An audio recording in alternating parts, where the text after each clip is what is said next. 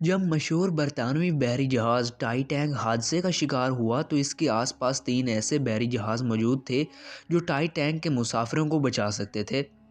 سب سے قریب جو جہاز موجود تھا اس کا نام سیمسن تھا اور وہ حادثے کے وقت ٹائٹینک سے صرف 7 میل کی دوری پہ تھا۔ سیمسن کے عملے نے صرف ٹائٹینک کے عملے کی طرف سے فائر کیے گئے سفید شعلے جو کہ انتہائی خطرے کی صورت میں فضا میں فائر کیے جاتے ہیں دیکھے تھے، بلکہ مسافروں کی آہ و بکا کو سنا بھی تھا۔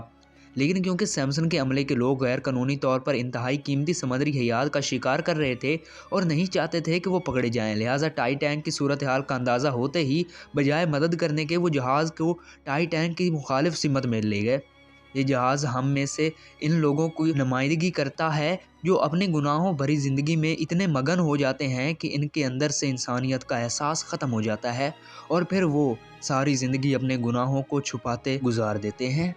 دوسرا جہاز وہ قریب موجود تھا، اس کا نام کیلیفورنین تھا، جو حادثے کے وقت ٹائٹینک سے 14 میل دور تھا۔ اس جہاز کے کیپٹن نے بھی ٹائٹینک کی طرف سے مدد کی پکار کو سنا اور باہر نکل کے سفید شعلے اپنی آنکھوں سے دیکھے، لیکن کیونکہ وہ اس وقت برف کی چٹانوں میں گرا ہوا تھا اور اسے ان چٹانوں کے گرد چکر کاٹ کے ٹائٹینک تک پہنچنے میں خاصی مشکل صورتحال سے دوچار ہونا پڑتا، لہٰذا کیپٹن نے اس کی بجائے دوبارہ اپنے بستر میں جانا اور صبح روشنی کا انتظار کرنا مناسب سمجھا۔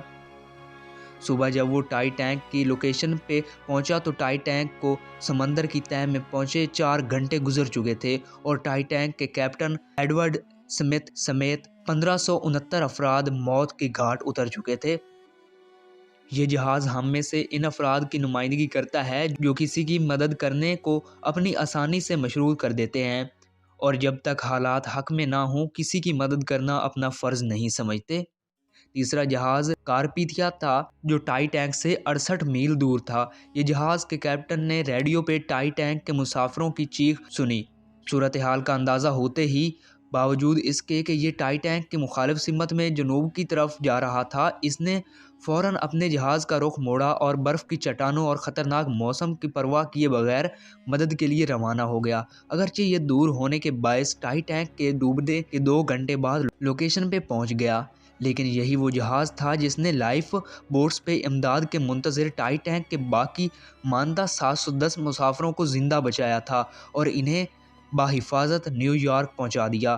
اس جہاز کے کیپٹن آرتھر روسٹن کو برطانوی نیوی کی تاریخ کے چند بہادر ترین کیپٹنز میں شمار کیا جاتا ہے اور ان کے اس عمل پہ انہیں کئی سماجی اور حکومتی ایوارڈ سے بھی نوازا گیا۔ یاد رکھیے، ہماری زندگی میں ہمیشہ مشکلات رہتی ہیں،